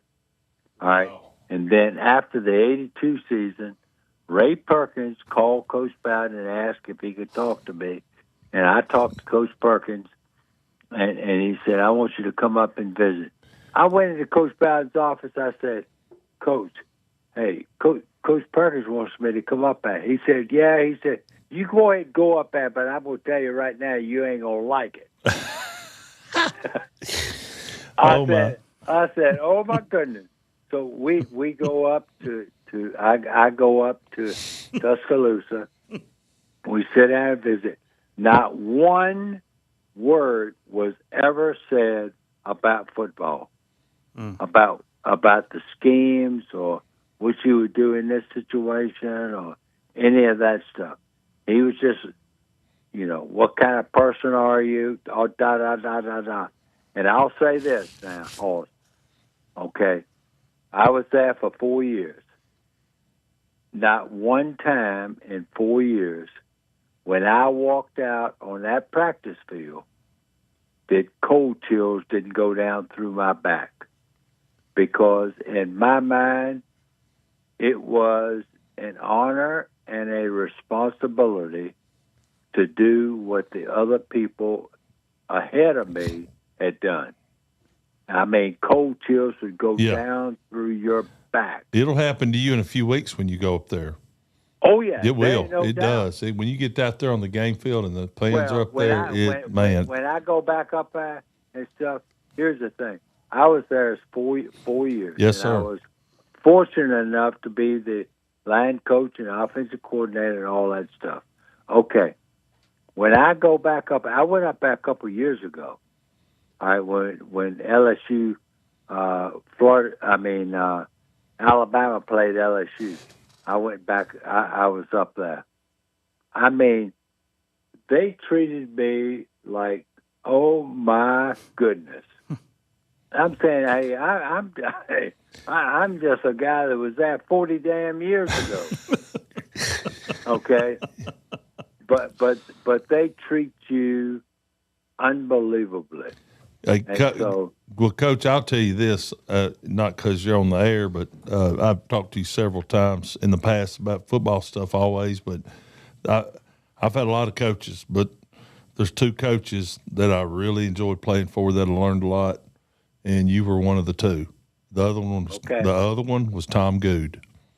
Oh, yeah. Tom Good. Man. Tom Good was a great guy. He was. He's not a good guy. Great. He's a great guy. So you and him and Coach Fuller was good. I mean, I love Coach Fuller, but he wasn't my direct coach was you most of the time at tackle, but Coach Good and I had a lot of others. Hey, Coach Good was fantastic. Hey, let me give you this one, man. All right, Coach Good, of course, he's over at Mississippi State. Yes, sir. Okay, from West Point, Mississippi. Okay, all right. So anyway, his wife was talking to my wife, and this is right after we got there, and they were sitting there talking about how, man, we may have to go, but we are from kind of West Point over at Mississippi State and all this kind of stuff. My wife said, "Oh my goodness, hey man, I tell you what, when I was in grade school, man, our class trip we'd go to West Point. Well, she's from North Jersey. I was going to say, yeah. She'd go to the other way. She said, "Wait a minute, we go to West Point." Oh my goodness, a little different. So, a little different. She said, "No, we going to West Point. We going to West Point, Mississippi." Coach Good, he usually had a dip in his mouth. He said, "Boys, I tell y'all one thing," and he wouldn't cuss hardly. If he cussed, something's wrong. He'd say, "Boys," and then and he left because his dad passed away, and he had to move back to Mississippi to take care of the farm or whatever. And we were just crushed because, he came in with you, and man, what a great. See, here's the thing. Coach, a lot of guys could do things different ways, okay? Now, you got some offensive line coaches that will raise holy, hell, and cuss and raise hell and all that stuff. There's a guy, Tom Good, that would literally not raise his voice. Hardly ever raised his voice, ever, okay? and yet he could get the point across. I mean, the best offensive line coach I was ever around was a guy by the name of Mike Munchak. Mike. I've been to his. Great. Oh, Pro Football Hall of Fame and all that stuff. And I was with him with the Titans. Hey, Mike, he's a great friend of mine. Mike Munchak never raised his voice. He never raised his voice at one of the linemen. And yet he could get his point across. And it was it was a real blessing, and I would say it really helped me out because you don't have to go crazy now to get your point across. Not with linemen. They don't understand yelling and hollering. They just want to get the job done because you've got so many. Oh, yeah. You got so many things to do as a lineman. Yeah, well, you know what happens? Everybody else, raises Cain at the lineman. I just heard the other day, the quarterback here at Florida State, he didn't have a good scrimmage the other night because the offensive line looked like it didn't play as well. I said, man, y'all give me a damn break. I said, every time y'all turn around, you want to blame the offensive line or something. How about them take some responsibility themselves? Right. I mean, we were blessed. We had a really good offensive line, but man, we had some good running backs that could just touch the guy. But they were gone. Yeah. Oh yeah. The real key was Bobby Humphrey. Bingo. Gene Jelks. Yes, sir. Kerry Good. Paul Ott was the first year we were there. Yes, sir. I mean, those guys could do it now. Now, Coach, I'm gonna ask you a question. I already know my favorite play. I know we ran toss 28. Wes and I laugh all the time against Tennessee that time. Wait a minute. How about this now? We ran toss 28 so damn many times against Tennessee up there. All right, and there's a pretty good football player playing right in front of you by the name of Reggie White. Yeah, I hated Reggie. Not okay. From a football standpoint. We would run that toss sweep into the boundary so many times. I give Bill Condon HELL all the time. Bet you do. I said, Bill Condon. I said, hey Bill, how many times has an offensive guard come in at halftime and have to get a damn IV? Yeah, because he had to get an IV. We didn't run that sweep so many times up at Tennessee. We got in the huddle and said, hey, we looked and said, is it toss 20? He said, okay. And then Shoe looks, that's like, all right, y'all get to call the snap count. So we go on the first sound. On one, we get in the huddle. And my favorite play that you put in 83, because I came out of the wishbone, Coach Bryant.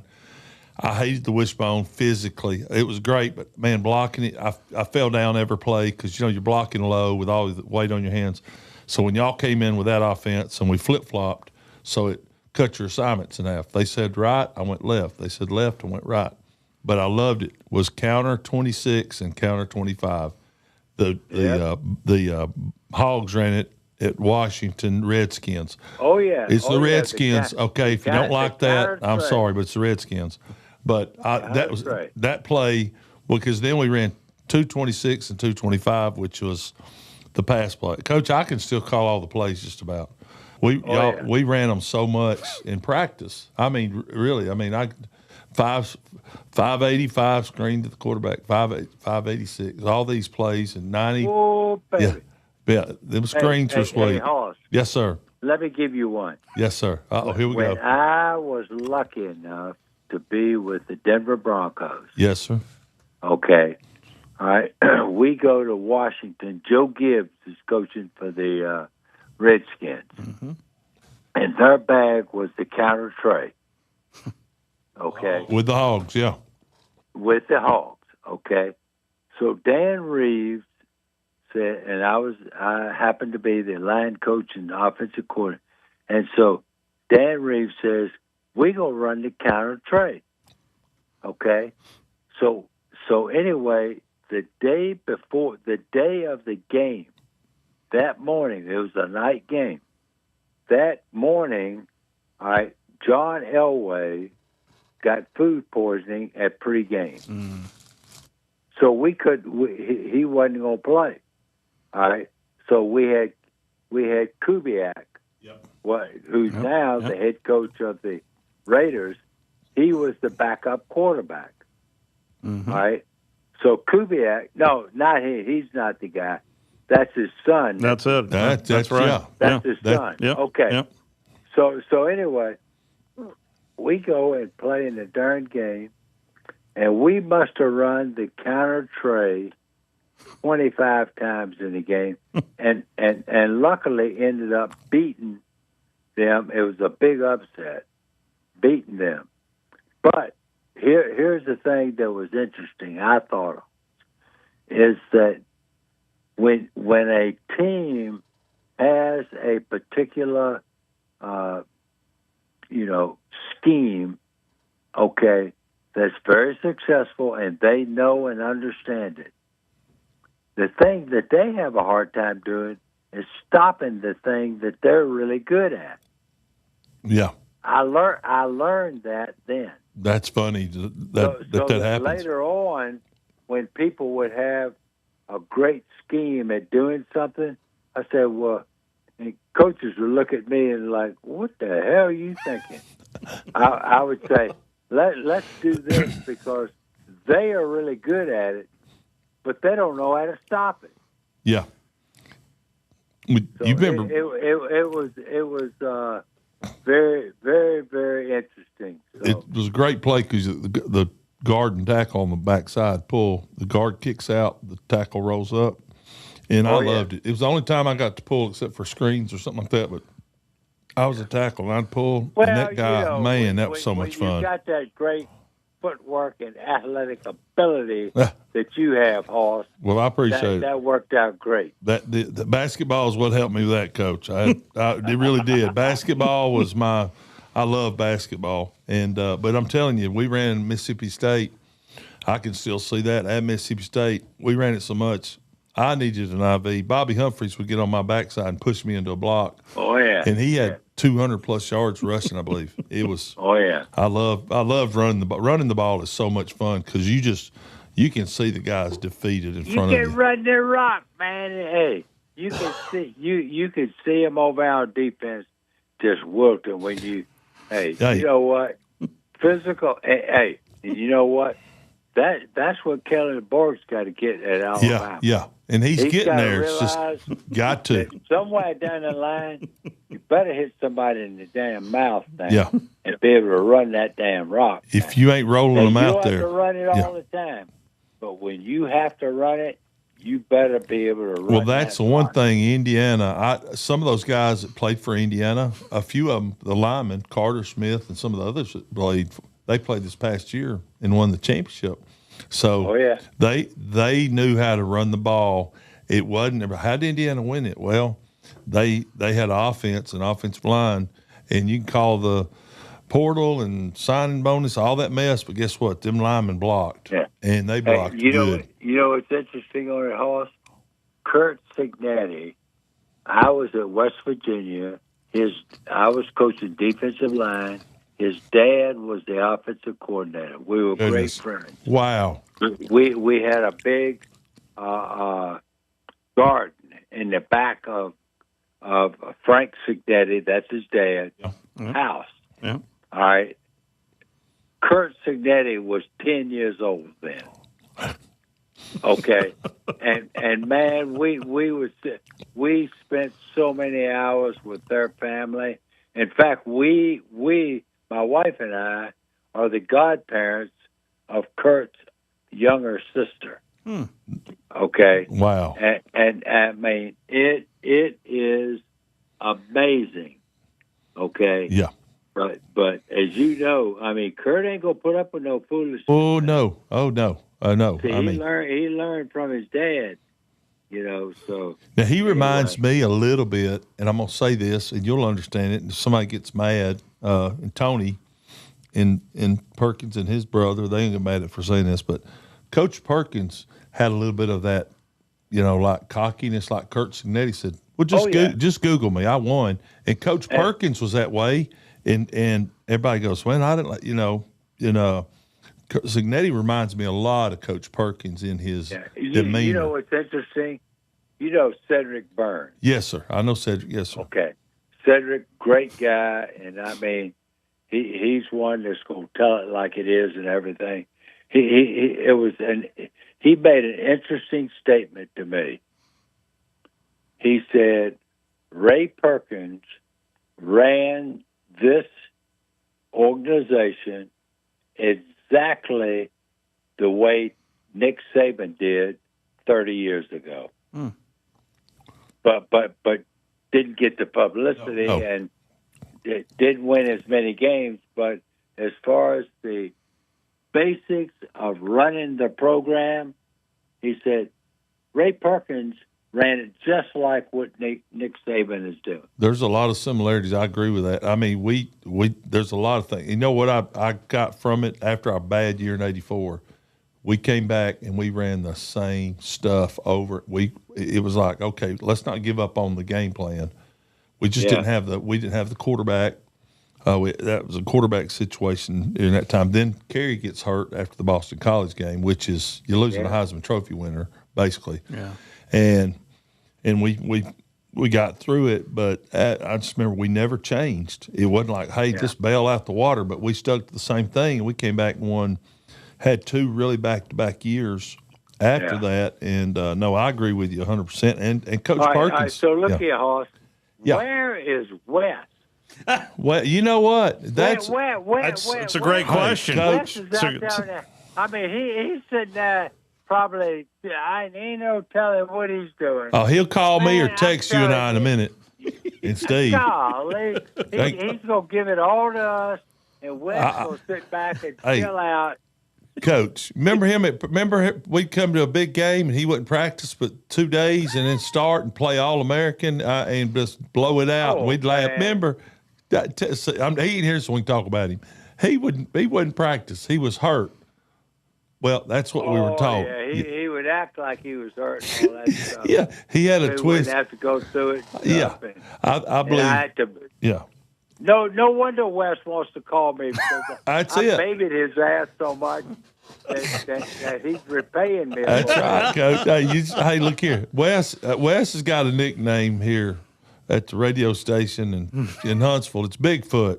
Everybody's heard about Wes. Yeah, everybody's heard about him, but ain't nobody seen him. Okay? Oh, yeah. Yeah, so next time you see him, call him Bigfoot. But I'll say one thing. Hey, Wes is a smart, tough, big-time football He was, Coach. When it was showtime. The thing that I enjoyed the most is I don't even know the damn guy's name. I don't even want to know his name. The guy down there at Auburn that was a nose tackle that thought he was so good. Oh, was that Benji? No, I know who you're talking about, Coach. But anyway. Wes ate him up. Wes would wear his ass out now. Hey, look. Wear it out now. Hey,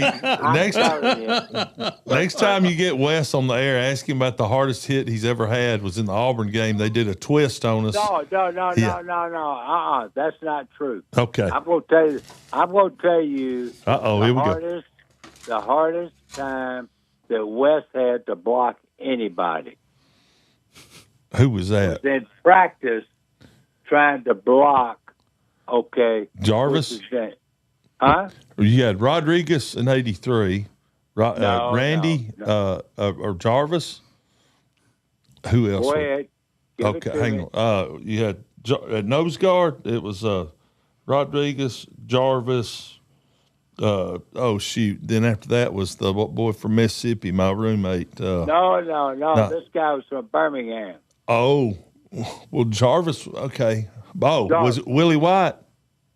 No, Willie White. He could wear his ass out. Yep. You know his name, Coach? I'm trying to think of his name. Of somebody from Birmingham. But Jarvis, I think, is the guy's name. Kurt Jarvis. Kurt Jarvis. Yeah. Was the best nose tackle that that West ever had to block. He had to do it in practice. He had good practice. Going to the game was a piece of cake. Hey, Coach, now listen to this. I'm going to tell you what will happen, and this is a true statement. If you ever get on a plane and they say, hey, welcome to whatever airlines, ABC Airlines, I'm your pilot, Kurt Jarvis. I hope we have a good flight to Japan. Are you staying on there buckling up, or are you telling them you're sick and going to get off? That's he's a pilot, Coach. Hey, if it's Kurt Jarvis, I'm buckling it up. I'm saying, I got you. Roll, well, he carried. Because he's a man now. Oh, he is, son. He does. Besides Cornelius Bennett, Kurt son, Jarvis might be the second best player out of Birmingham. Yeah. That we had. We had some studs, yeah. Okay, but Cornelius now was in a league by himself. But Kurt Jarvis was a bad man. Yeah, he was low. I hated. You ain't gonna run up that middle. No. They sit there and talk about, man, Kurt Jarvis. Man, you got him sitting in there. You got Robert sitting over at tackle. Yeah. The guy that play with the 49ers. Yeah, Larry Roberts and John Hand, Brent Sewell. John Hand. Yeah. Those guys were just guys, man. Now, Coach, you had the defensive ends. There were 6 guys on that line. All of them played in the NFL. 6 of them. Oh, yeah. Emmanuel King. Well, hey, you want to know why you win? Yeah. There you go. Right. And we went against them every day. So we get in the game. It was vacation sometimes. Getting to the game was a piece of cake, man. Right. It was. And I tell people. After going against those guys, you sitting there saying, whoa, baby, man. Yeah. I got my play sheet from different games when y'all hand them out for us to test us. I still got my copies. And I show people, I said, this is what we did at Alabama. They go, how many plays? I said, you got to understand, that's every play we got. We can run everything. It's one play has got different things all up. Now they call it tagging and all that, but they go, I said, we didn't run all that sheet. That's every play we got. We'd only run. He said sheet, by the way. The sheet, yeah. But there's a portion of it. Yeah. On there, you go. Yeah. Why, if people, it would go, how'd y'all learn all this? I said, well, we had ice cream parties. So, ice cream party. We did. We had to have ice cream party. No. You tell them you have to remember now. We had Joe King, so you can't have it for so much. No. Come on now. Hey, Coach, you know his son started center for the Boilermakers. Ivan, he was a starting center and started in basketball. And he looks just like Joe. He's 6'10", 6'8". Purdue. It's amazing. Ivan, yeah, if you look up 2-3 years ago, it'll scare you. It looks. Everybody, I tell everybody, that's Joe's son. We had all those guys inside. Then you got a guy like Howard Cross. Oh yeah. Howard Cross, a bad man. Too. Yeah. It took him a few years to catch a pass, but after he learned how, he could block. Catching no damn pass. We talk about somebody go hit somebody in the mouth. Yeah, I know. But that was the emphasis. I mean, not catching no damn pass. I'm going to give High C a little text message here. Give him one. The oxymoron in the dictionary is Howard Cross catching a pass in the Super Bowl.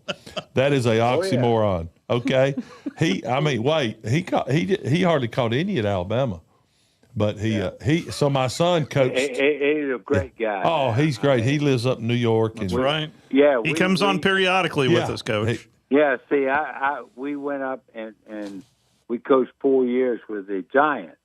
Yeah. And Howard Cross is like a hero to my kids, my 2 sons. And they were ball boys for the Giants. And I can remember, man, they in preseason Howard took care of them big time. Now my 2 sons, they were little, man. They were in elementary school. So I remember them. Dan Reeves always had the coach's sons hang around and be ball boys and stuff during training camp and stuff. This was interesting, I thought. And so I said, after a while, I said, hey, Dan, why you have all these guys around? He said, because the public is out there watching us practice. And he said, I want these kids around there because what happens is that he would tell the players, don't be cussing around those kids now. Don't be saying the real bad words around those kids. Well, what happens is that carries over, okay? Yeah. And then at night, what would happen, you'd have meetings, and then they'd have a little bit of time free. And the kids were there. So what would happen is the kids, the players would take the kids down to McDonald's or to Wendy's or someplace like that, okay? And he said, if they're playing around with the kids, they're not in strip joints and stuff. Yeah. That's true. Yeah. Okay. Yep. And so I can remember we played the Dolphins. So we go down and play the Dolphins. The night before the game, Howard Cross takes my 2 kids and 2 other kids, there's 4 of them now. He takes them to a park, a little park where they had those little go-kart things, okay, and let the kids, run those go-karts around there, and then bring them back to the hotel. That's what he did to be able to play with those kids. He and 2 or 3 other of the players, they would play with the kids. I mean, it was phenomenal. I would love to see Howard get in one of them golf carts. He's about 6'6", his big self. Yeah, well, he didn't get in them. I was big say, but he got it all set up because he knew those kids would want to do it. But the point is, instead of going out there grab-assing around with somebody, with other people, he took those kids. And I'm telling you, I haven't talked to Howard for a while. Yeah. But I'll tell you what, our kids, I mean, I'll be happy to pass along his number to you, Coach. He's up in New York. They loved Howard. Oh. In fact, this is crazy. All right.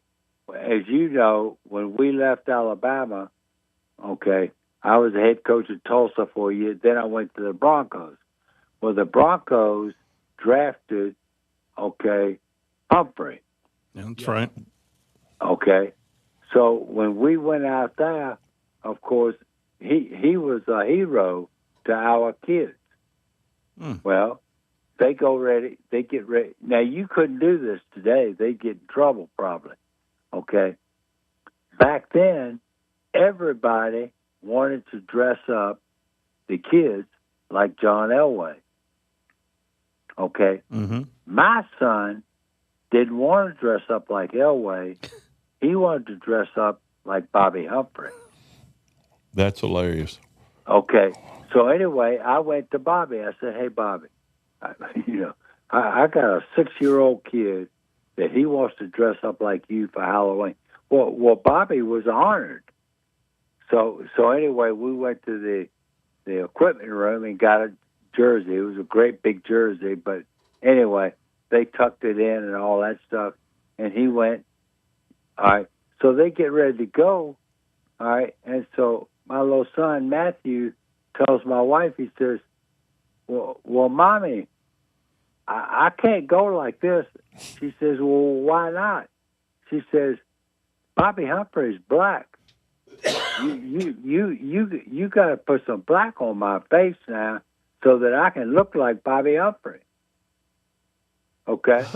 Well, yes, sir. I mean, as you know, now Bobby Humphrey took that as a compliment to know that somebody wanted to be Bobby Humphrey instead of John Elway. Okay. Yeah. Now, in today's society, you wouldn't be able to get away with that. But back then, I mean, they loved it. That was a big deal. To him, John Elway was fine, but he won't know Bobby Humphrey. Yeah. Not to him. Hey, you talk about Coach Reeves. Coach Reeves' son married a good friend of Cleve McClary, who lives in Palsy Island. He's a veteran, and his daughter married Cleve's daughter, and and Leanne's daughter, McClary, they married Dan Reeves' son. Oh, So, that's yeah. awesome. So I know that through talking to them, but great family, both sides. But Coach passed away, 6 or 7 years ago, something like that. Dan Reeves treated me fabulous. I heard he was great. I had the good fortune of I covered the That's Falcons, and the '98 season in particular. It was a special season there in Atlanta, Coach. Yeah. Well, he is a tremendous. Dirty Birds. Yeah. He was a tremendous person. I was with him at Denver, then went to New York with him. Then when he went to Atlanta, I went to the Titans with Jeff Fisher. But he is a tremendous person. So anyway, Coach, I'm gonna say this, Coach. I watched his career, stayed in touch with him some, and apologize I didn't do more, but I didn't have to. I turned the radio on. Wes was talking to you with Steve, and I was laughing so hard and talking to you over the years. But I know I was watching his career as he coached. We won with him. Then he goes over here, and everywhere he went, there was either a winning season or pretty close to a Super Bowl. How many teams, Coach, went to a Super Bowl in the NFL that you had been a part of? Two. I went to the Super Bowl with the Broncos. We got beat by the 49ers. Right. They were much better. Then when I went to the Titans, we went to the Super Bowl and got beat by the Rams in a tight game right down to the 1 yard line and didn't get in. And anyway, but they were great experiences. And hey, as you know, when you win, people say, "Hey, how did you like it when you coach?" I said, "It's a wonderful thing when you win. Oh, yeah. And it's nothing but misery when you lose." Yeah, I remember going in your office up Titans, and my son and I go in there, and he's like, "Dad, what is that?" I said, "That is a customized recliner." And my son said, "Coach, do you watch film on that?" He looks at my son and said, "I sleep in it during the season." Basically, you had to, because there was no sense in leaving. And it was in the office there, and it was a recliner that was very, very nice, but it was his bed because you're so tired from practice. You got to get up the next day and everything. So I appreciate all the sacrifices you paid for us through the way, because I coach now, but nothing close. You ain't nothing but the man. I can't wait to get Wes on, man. Yeah. That there Wes, he was sitting there and skipped out on us and everything. Oh, yeah. I said, "Man, get out of here, Wes." I figured you wouldn't mind this surprise for you, Coach. I'll have to get him down to Kerry Sheehead down at the Ocean Club. Oh, no. No, that's the last time. That's the last time. It's the last time we caught up. Yeah. Kerry Sheehead I've heard of that. Played against each other in college. That's right. Wow. That's right. Goodness. We had him on at the same time down at the Ocean Club. Yeah, it was great. Okay. Yeah, it was great. It was great. Yeah, oh, man. Well, so you're living in Destin right now? Part of the time? I'm in Tallahassee. Tallahassee, rather, in Destin. Okay. About 6 months. Hey, do me a favor. Tell Coach Mickey Andrews hello. I will. He is. I went and stayed 2 or 3 days with him. So good friends of theirs, and got to know him and his wife Helen. And then she passed away not long after that. And just a great couple. And he's a great man. And went to church with him. And tell Mickey I said hello. Hey, now Mickey, now you go to church with him. He's the nicest guy you ever want to see. But now when you walked on the football field, things changed. Hey, they changed. He called you a SOB, a son of a Baptist, wouldn't he? He'd get. That would be a nice. Hey, Mickey was intense. Mickey would get after you big time, but when he walked off that field, totally changed, and he would let the players know how much he cared about them. He was really quality. I learned a lot from him the 2 days I spent with him at his house. He'd retired. Guy. But I tell you, I'd had Coach Bowden come to town to speak quarterback close. I got to know him a little bit. And anyway, but I got to go down there and stay there for 2 days. And I go to his house and went to the game. He was through coaching, went in his house, and he pulled out all of his rings. They were all 20-something of them from all these national championships, bowl games from Livingston, West Alabama. Yeah. It was in Ziploc bags. And he was the coach of the year and got the Frank Broyles Award. And it was behind the couch or chair he sat in at the bottom shelf and all dusty. He was proud of it, but he did. You could. I said, Coach, where's your? He said, it's behind me somewhere. You couldn't even find it. I mean, he didn't care about. He wanted the ring. He ain't gonna brag then. No. No way. I mean, but Coach. Look here, man. Y'all take care of you. yourself. It's man. good to catch up, Coach. This has been a pleasure, Coach. I appreciate you, man. Tell your wife hello and the kids. I appreciate you. Yes, sir. I can't wait to get after Wes. I know. Wes, don't worry. He's going to try to squirm out of it. We'll get you on soon, Coach. Oh, yeah. All right, Coach. Love you, man. Thank you. I tell you what, I'm going to tell Bill Condon about it. I'm going to sit there and say, Bill, I might need your help. I might reach out to you tomorrow, Coach. Who knows? Okay. All right, Coach. Thank y'all so much. Thank you, Coach Henshaw. Appreciate you. That is. Love y'all. Love you, man. Bye. That's awesome. Steve. That was great. Steve, that was George great. Henshaw. I cannot. Wes. When's the last time you talked to Coach? About 10 years ago. He did some recruiting stuff for high schoolers and was going to bring it to town. So I'm working with the city to get it done. We couldn't get it to matched up, but then I took him. He was just every time I talked to him, it's like we hadn't left. Mm-hmm. But I can't do it. But when you go in the NFL, everybody calls the coach by their first name. Well, I get to Tampa Bay. Or St. Louis. Well, it's Gene Stallings. No, he ain't call him Gene. It's Coach Stallings. Mm-hmm. Get Tampa Bay, it's Coach Perkins. I'm not going to call him Ray. But anyway, I can't call him but by Coach. I can't. Hey, George, Yeah. I know he don't care because we're both older, but that just is my respect. And he was, and I didn't say it because I was on there, but he's one of my second. There was two coaches, him and George, Coach Henshaw, and Tom Good. And Wes will tell you something, two of the best coaches we ever had.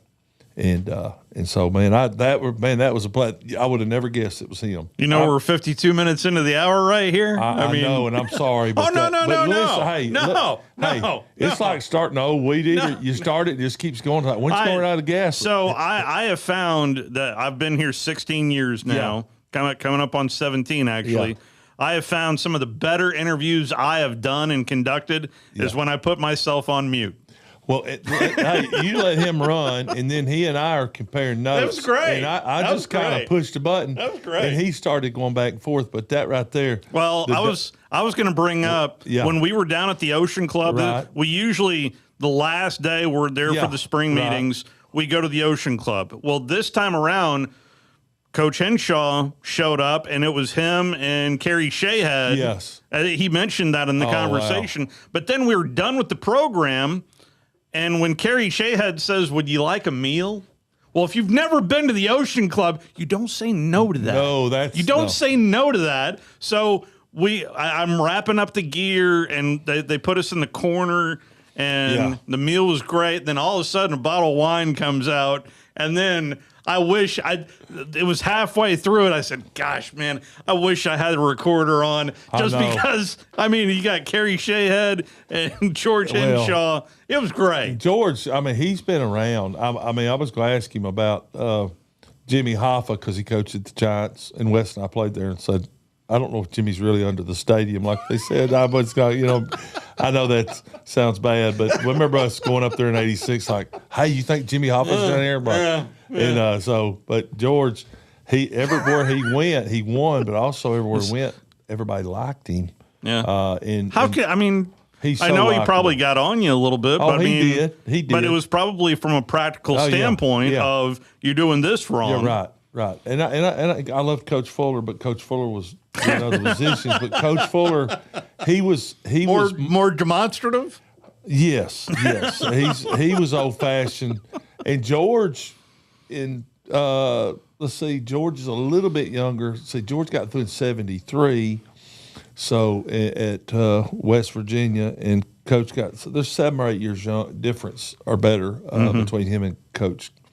And demonstrative is very fitting, and I don't mean that negative. I always got along with Coach. I mean, if it was anything, I watched a couple of. Yeah. There was a Super Bowl and then a few other games that Coach and Miss Marilyn would invite me and my wife to come over, and we would Marilyn say. knew it. She was around him for all those years. Yeah. And then Coach, I mean, you're over there coaching, and he's coaching us during games and trying to get a hit off of a cigarette, and it's coming right in your face, and it's Legion Field 120 degrees. And we're going, oh, my goodness. He's hiding the cigarette, and he take a puff off of it, put it on the chalkboard. The cup? The cup, right. You got to cup that cigarette so nowadays, you can got 40 cameras, you ain't going to conceal that. We put a heat seeker on this coach, and something hot's in his hand. So, but that's the way it was. I mean, the football players come off the sidelines and smoke cigarettes in the 60s and 70s and everything. So, thank you for doing it. That meant a lot to me because I was hoping. I went back. I was really hoping I would just turn the microphone off. I'm sorry I was late. No. You were on time. Hey, Trust me. Between deviled eggs and Coach Henshaw and a few 14 pickles. Yeah. You can tell I like pickles. And I'm not pregnant, okay? I love pickles. I buy pickles up in Amish country up in Pennsylvania. And I bought about a whole pint. I'm a little partial to Wickles pickles. Wicked pickles are good. But you can yeah. take the soup of wicked pickles and pour just a cheap jar in there. Yeah. Just strain it, put them in there in the same. It'll saute them a little bit. Yeah. Okay. But Coach, you ever been out to the Swiss Pantry? The where? Swiss Pantry. No, I've heard about it. Yeah. Is it got pickles out there? Yes, sir. Dude, old school. He's got a recipe for barbecue sauce. Oh, yeah. That is it involves applesauce. It is. It is really good. My mother-in-law didn't like ribs, and I put it. It's applesauce, lemon juice. It's very easy to make. Right. And I'll make it. And I've got retired police officers when I cook for them. Sometimes I go, hey, did you make any of that? I said, no, I didn't. But it's and you put it on there, put it in the back in the grill, let it caramelize, and man, you bite into it's got that crust. And it's applesauce. I think you and I need to be better friends. Well, I cook a lot of barbecue, so you'll have to you'll have to smell my fingers. So, but I do. I mean, I smell like personal, but okay. I smell like pork all the time. That's against the rules, by the way, in college football. We went over that in hour one. Unsportsmanlike conduct. Where is it? A throat, a slashing of the throat, and a nose wipe signal. That is also unsportsmanlike. A nose wipe signal. Yes. Sure. Wes knew what I was talking about. I really, I don't know I what was to in the look marching for. band. I don't know what he did. Well, a nose wipe signal. And so one of the roughest sports there is. You'll see where I'm going. Sorry, that was a pickle and a piece of sausage. So. Okay, so that rule's there. We've only got a minute, by the way. I know, but this will take 1 second. Look, I ain't watch shutting this down. This is good. No, so that's in the NFL rule? Yeah. Oh, no, this is college. Okay, this is college. rule. Yeah. Nose wipe. Meanwhile, a nose wipe signal. Meanwhile, in the WNBA, you can take Oh, somebody's my head gosh. off. You can take somebody's head off. I mean, the enforcers. And there's nothing. I mean, a nose wipe is not hurt someone, but man, that was brutal what that girl did. I'm sorry. Call the it face. What you want to. Yeah, that should have been a flagrant 3. I mean, if you did that, be a hit on somebody. I'm And just you telling heard what I'm you not said saying she afterwards, should be. right? Yeah, I mean- but I'm just saying it was intentional. Okay, that's fine, but I mean, anyway. So I can't thank you enough for coming in. Thank you. I appreciate it. I know you had practice today. Well, hopefully that this was worth it, man. That was well worth it. I assume we're going to do a little bit of a break here and then go to Trash Panda Baseball, or we might be just going straight to we're just going to Trash Panda. Okay. Trash Panda Baseball. Because they're like in the 4th inning now. All right. Okay, thank you. Oh, no, thank you, Anytime. Hoss. Thank you, guys. We can't guarantee we'll cater it every time. but come on. You don't have to guarantee that. Full Moon Barbecue. It Feel was free very to good. Thank you. Feel free to have a cookie or Yeah, two. make a sandwich for the road. Yeah, that was great eating. I appreciate it, but just talking to Coach was that. Well, we have a rule around here. Yeah. If there's a good story, get out of its way. Yeah. Well, thank y'all, and thank Wes wherever you are. Hey, as long as he's here, it doesn't matter where here is. Talk to you tomorrow.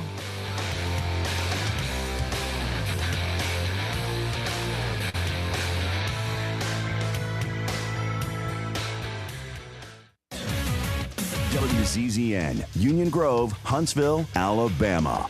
97.7 ESPN, The Zone. GC's off. I don't see any activity yet in that Knoxville bullpen. There's some guys standing around. We'll see if